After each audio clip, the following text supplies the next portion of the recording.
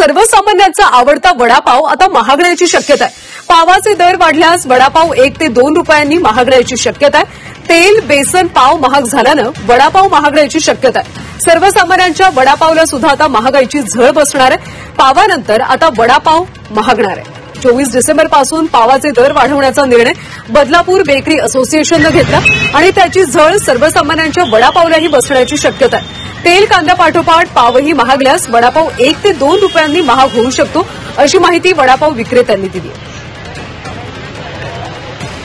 पहिले विकायचं वडापाव 10 रुपयाला, आता 15 रुपये विकून पण आमचे पैसे बनत नाही।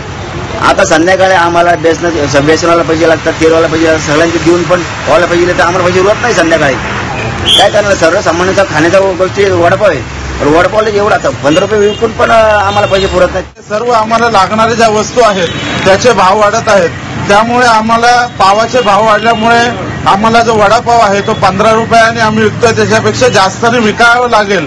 त्या वाढलेल्या भावामुळे आमच्या धंद्यावर परिणाम होणार आहेत। अक्षरशः या महागाईने आम्ही अक्षरशः त्रस्त झालेलो आहोत।